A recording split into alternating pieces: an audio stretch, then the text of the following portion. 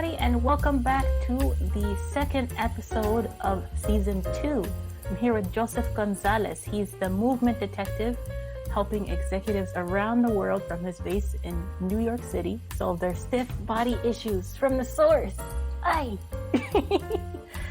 Joseph's company, Mejor, it's already a clever hybrid name, is shaking the fitness industry to look at the root cause of problems instead of just the symptoms. So I can't wait to blow some minds today. Things that you thought actually work might not be the best solution. So thank you so much for being here with us today, Joseph. Oh, thank you for having me. Yeah, I was really happy. I've been watching your stuff on LinkedIn for, I think, a year and a half, and it really solved my issues because I have to sit a lot during my work, and especially that part about the forward neck is not the issue. That totally changed everything. Yep. We got to re-examine what we've known for so long in quotation marks. Yeah, but what I noticed I'm seeing as a continuing theme is a lot of people who were in STEM before are going into different industries and completely disrupting them. I was in IT before, now I'm in language learning. You were studying mechanical engineering at MIT and became a fitness expert. So how did that happen? What I like telling people is I failed my way through a lot of things before I found my current role.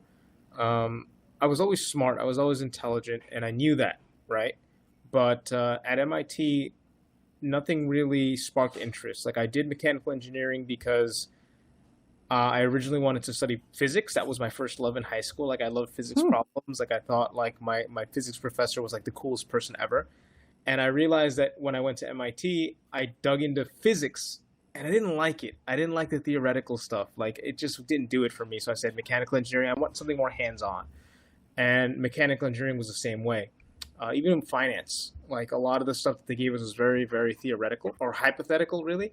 And it didn't really pan out. Like, I didn't walk away feeling like I learned much in terms of skill.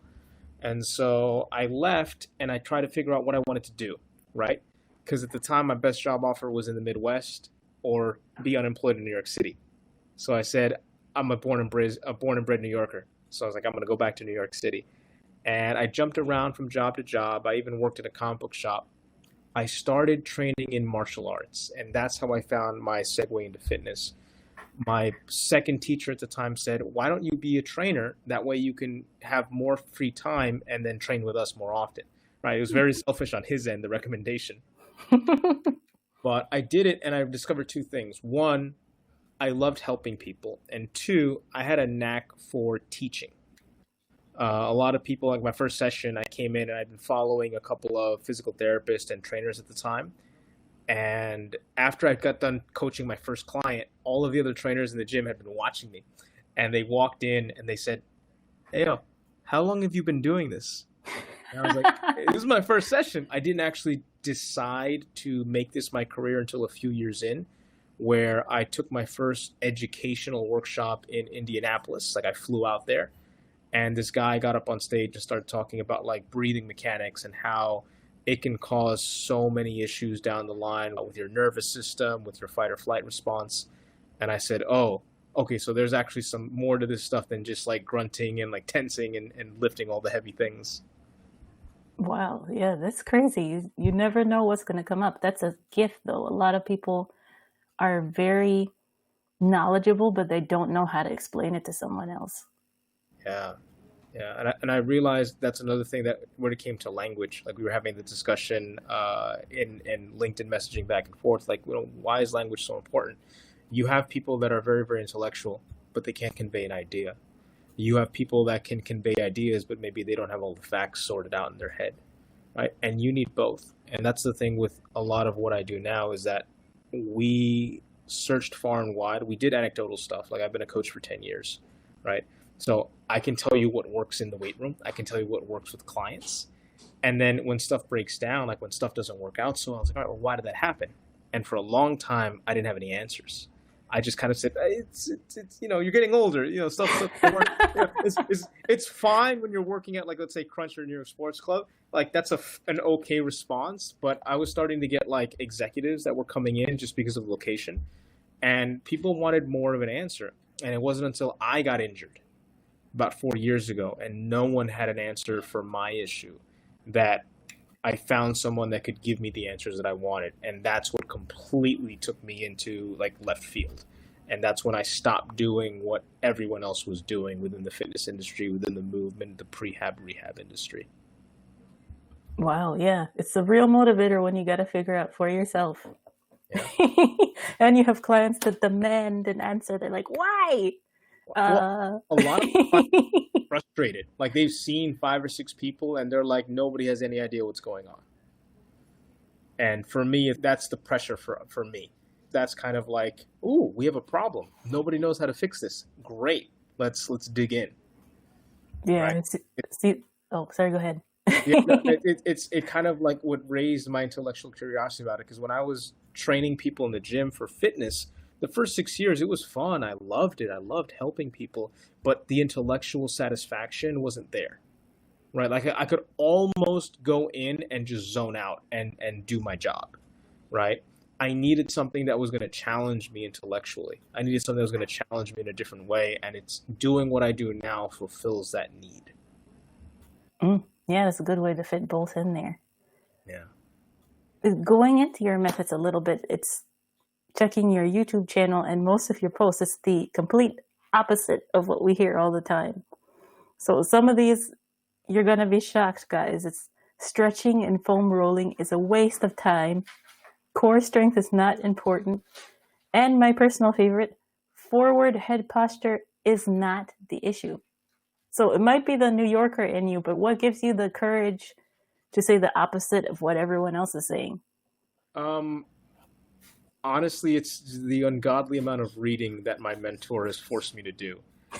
And simply seeing what works in the gym. Like about 4 years ago, I had a pretty bad hip injury training in Muay Thai, kickboxing. And I was mentoring under 2 amazing clinicians at the time. They were people that, like, if you had an issue, you would fly into New York City to go see these people. And neither of them could help me. I went to go see 6 other specialists. I got imaging done. I had a shaman spit holy water on me. Like, I was desperate. I had hip pain for a year that developed into insomnia. I couldn't sleep. Couldn't even do a push-up without almost passing out. So I was already very good at what I did in terms of like corrective exercise and stuff, but nothing worked. Like all the stuff that was supposed to work didn't work.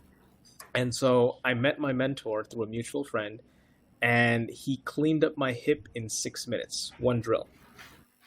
Whoa. And so I was like, all right, how did that work? And he says, neuroscience. And then he starts to walk away. And I'm like, no. And I grabbed this 6-foot-tall former Marine and I said, like, can you teach me how to do that? And he said, how good do you want to be? And that's when he started piling on textbooks. And the issue that you'll see with a lot of things like sit up straight, stick out your chest, all these things is that people have an incomplete set of data points. People don't know what it means to do that when it comes to the nervous system. What happens when you keep sticking out your chest day in and day out? Well, now you're shifting your weight forward, right? And I'm going to make an assumption here, but if you've ever worn a pair of heels, right, you'll know that you can't wear them for too long. Why? Because it's tilting your center of pressure forward. All the weight's now on the balls of your feet. It's not how we were designed. If you look at the architecture of the bones in our feet, the heel is massive. It's also actually pretty behind the ankle. Mm-hmm. So it's designed to be anchored. Toes, they're meant for nimbleness. They're meant for movement, right? They're not meant to anchor our weight. So if we constantly stick our chest out, we are teaching ourselves that the best way to stand up is to brace and not fall. Because if you stand on your toes, you're falling forward, essentially. You have to put extra energy to not fall forward. You have to push with your quads, use your calves, tighten up your midsection. You have to do all this work. And you're just constantly walking around with a higher level of tension. Yeah, so that's true. For us, we said, all right, well, what does this do to the nervous system? What does this do to the body? What does this do to breathing mechanics? You can tell people to sit up straight, but at what cost? Right? You can get people stronger and teach them to brace their whole body, but at what cost? You can teach people to be explosive, right? But if they never manage how to deal with coordination first, right? punch, for example. You go into like your New York Sports Club and you take a cardio boxing class, right? You think that after throwing one or two punches and then you could just do it faster and everything will be okay. No. People add speed to unrefined movement, you're going to get hurt. Teach the entirety of the movement, teach the person to feel the coordination, the timing of the mechanic, and then you can add load. Then you can add stressors. Do it for longer, do more reps, do more weight, do it with your eyes closed.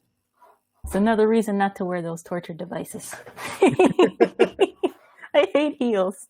Yeah. But how do you think that always being in a learning phase has helped you? I know that I was reading one of your posts from 4 months ago on LinkedIn. You're talking about how there's a difference between reading to gain information or to understand. Could you explain how that helps you when you're trying to research something for a client? Sure. So that's mostly taken from a book called How to Read a Book by Adler. So it is probably the most important book that I've read in my entire life. For anyone currently watching or listening to this, please do yourself a favor, go buy it on Amazon, buy it on Kindle. It's an amazing, amazing book. And in that book, it says that most Americans are functionally illiterate. We don't know how to read. We were never taught how to read beyond a high school level. It goes by saying like, this is what most people do when they read or when they study or when they cram. And it's like, this is what you actually need to do. You need to read something a few times over. You need to read it with different lenses each time you read it. So the first time, you're not even going to try to stop and understand what you don't understand. Get the big context first. Take some notes on how it's organized, not even content, how it's organized. Go back and then read it again. And then each time you're reading it, you're looking for different things. But for what I was talking about in that post, if you're trying to read a book to understand something better, meaning something that you don't know enough about, the crime that a lot of people make is that when they read a book and they say, oh, this book is too hard, I need to read something easier. If you're able to read a book and you're able to understand fully everything that's inside the book, you are not challenging yourself with the unfamiliar. You are re-inspecting something that is already known. So your problem when you read a book that's too hard, in quotation marks, is that you expected too much of yourself going into that book. You needed to understand that there was a gap between where you are and where you need to be to understand that book. And it is your responsibility to close that gap. There's a reason that you feel, quote unquote, stupid. When you're learning something new, you're supposed to feel stupid. It lets you know that you don't understand something. People say like, oh, I don't like feeling stupid. And they'll avoid things. And that's where you get caught in a ditch because you are never able to grow beyond what you are currently. And you are stuck. And most people are like this. It's the fear of the unknown, right? We don't like things that are unfamiliar to us. We have to learn how to cope with unfamiliarity and ambiguity. Because if we are afraid of those things, we are never going to grow out of our patterns. We are never going to grow out of our behaviors. So when I'm working with a client and they're saying like, I have this that's passed down in my family for whatever, it's a genetic condition, I got to go learn more about it. You know, I have to go and challenge myself. Like, I don't know anything about this. Like, I don't know anyone. None of my clients have had this before. I have to go see what else does this imply in terms of nervous system, in terms of movement. I have to, because no one else is going to do it. Like, the reason someone comes to me is because they don't have anywhere else to go. Yeah, that's true. The first step to learning is being stupid or not knowing. Yeah, 100%. You have to embrace that feeling. I'm sure your clients are very happy that they have someone to do the legwork for them. and the thing is that go find it. It makes sense. Like when I explain things to them, like it makes sense, even if they don't understand all the neuroscience, they don't understand all the movement mechanics, the physics. I relate things to people in a way that they can understand. So a common theme is that if they're doing something and they don't know why they're doing something, I say, whoa, hold on. All right, why do you think we're doing this? Right? And then I'll ask them like, all right, cool. So what is it that you understand, or explain to me, what do you think we're doing here? And sometimes it's how they process a task tells me more about why they're having difficulty with it. We're doing the exact same drill from like point A and point B, but in between, I'll say to them, all right, you think that what we're doing is a test of strength. It's not. It's a test of sensing. The strength is irrelevant. I need you to be able to sense this. This is the key part. And when you change their focus on what they're doing, it allows them to feel safer, because the challenge that's hard for them isn't what's supposed to be challenging. They're diverting focus away from what they should really be doing, and that's what makes it harder in the end. Mm-hmm. So I need people to understand why they're doing it. Not at a very high level, just enough so that they can focus on what's important. Right. That's a good point. As consultants, our job is to boil down that information to help our clients understand it. But how do you feel that being bilingual has helped you to explain things in an even simpler way? Oh, it's helped a lot. I truly believe that people that speak multiple languages have greater critical thinking skills to an extent. I know that there are times where if I only were exposed to English, there's a way of framing phrases and sentences that is purely in English. Like an example, like you accidentally break a table, right?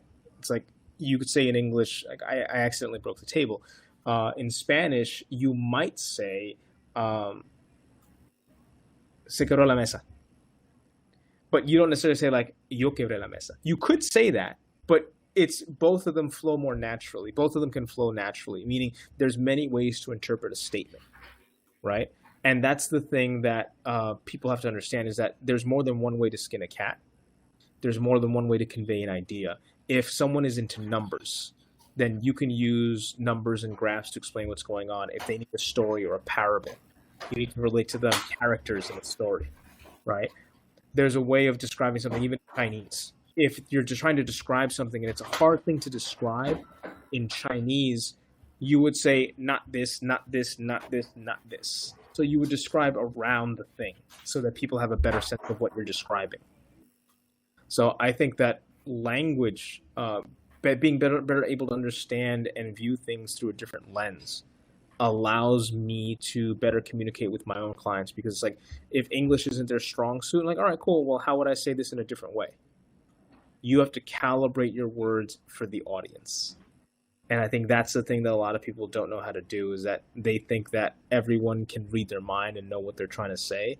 I always ask people, so what's confusing about this? Or what don't you understand? It's not for me to say, show them how smart I am. I need to know what's their stumbling block. Because what I think is difficult to understand, they may understand like that. But what I think is easy to understand, they might not understand, and that's the thing I have to break down to them. Yeah, there you go. I like the way your brain thinks, down to the root causes again. Nice. Well, what will you say the difference is between being, or is there a difference between being fluent and bilingual? That's a very good question. Oh. So this is going to be completely my opinion, and I make it a point of distinguishing opinion and fact because of what I do. So in my opinion, being fluent, if I dropped you in the middle of a country that speaks only that language, could you survive? Could you find a job? Could you, go out and if you're single, go on a date with someone? Could you survive in that scenario? Could you navigate the laws and whatnot? Bilingual, I think you can have some conversations, but you might not be able to be completely enveloped in that culture, in that language. There will be situations that would be awkward for you. Like if you drop me in the middle of Mexico, you give me a month, my language will change. Like I will start to sound like I was from there a little more. Because I did that when my parents would go back and we would visit our family in Mexico, and we would stay for like a month and a half. And my Spanish sounded very different by the time I came back. I used to go to language events here in the city to practice my Mandarin and to practice my Spanish. I don't want to lose it.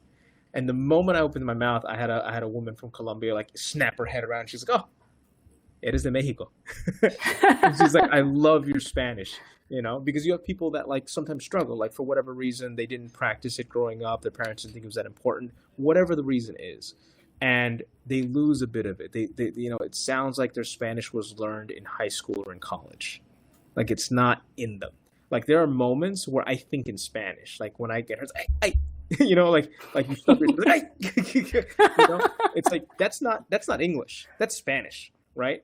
But it comes down to your intimacy with the language, and it also I think it relates like how do you feel when you speak it? Like I know if I go a long time without speaking Spanish, if I were to help somebody that's lost on the subway and this little old lady is asking me directions in Spanish, I feel good speaking to her in Spanish. Like I like going to my deli when everyone behind the counter is Mexican, and I can order my food in Spanish, and I just feel good. Like it's a part of your brain that isn't stimulated as much depending on where you live, and so I think that's where the fluency comes in. It's like, do you think in that language as well? Like, does it have an emotional connection to you? Yeah, that's a good point. I like it when I can order and they don't say like, "Oh no, you can say it in English." When I get through it in Spanish, I'm like, "Yes." Yeah. Yeah, it's a nice feeling. But what would you say to someone who might be in your shoes? There may be a kind of like Ish Verduzco that we had a few episodes back. They're a second or third generation Latino, wherever they are. How do you blend your homeland, being an American, with your Mexican heritage? That is a very tricky question. It'll come down to your parents, it'll come down to your family. If you had a loving and supporting environment, I think it will only be natural that you're going to connect to where they're from, right? And I think that that's going to be the key issue. If perhaps your upbringing wasn't quite so nice, let's say, wasn't quite so pleasant, endearing, then it's going to be harder for you to connect. Even if, let's say, they were supportive, but you couldn't relate to your parents, they couldn't relate to you. That's a fault on mostly their part at that point, right? Then it's going to be really hard for you to get in touch with your roots, because a lot of the way that we learn language as kids growing up is just by being immersed in it. Like you're in the home, that's all they speak. Like my parents to this day, they don't speak a lot of English, they speak mostly Spanish. So growing up, that's why I learned Spanish as my first language. I went to school and kindergarten to learn English, and then I spoke Spanish exclusively at home, right? So for me, it was very easy to do that. But I think depending on the environment, it's going to be hard for some people to be able to reconnect with that culture, because if your memories are negative of your home and your upbringing, you're not even thinking about your cultura, your language at that point, specifically from a Spanish perspective, from that language perspective. You're just thinking of like, I want to get the hell out of here, right? And you need to escape. Like you're not safe. So I think if people want to reconnect with their culture, I think the first thing they have to acknowledge is, well, how was it at home? And then from there, you can start asking more of yourself. It's like the hierarchy of what you need in life. You need food, shelter, and a way to generate income. Later, much later on, once you take care of those, you can talk about psychological health and self-realization, right? But you need to take care of the basics first. So for people that want to reconnect, I would definitely recommend finding language partners. If you're trying to learn Spanish and let's say you grew up in Chile, right? Maybe you can connect with people specifically from Chile in a bunch of these online applications and do video learning, or like pen pals, but like with video. That's how I started learning Mandarin. Actually, I started learning it with friends or people that were living in Shanghai, Beijing, and Hong Kong. And so I started learning from that, and then I found out that you actually have live meetups in New York City. Of course, why wouldn't you? And that's how I started practicing my Mandarin. And then, of course, practicing my Spanish even more. Yeah, anything can happen in New York City. But that's a good reminder for the parents who are in that situation right now, raising that first generation and that first or second that's still trying to hold on to their cultura. Very good points.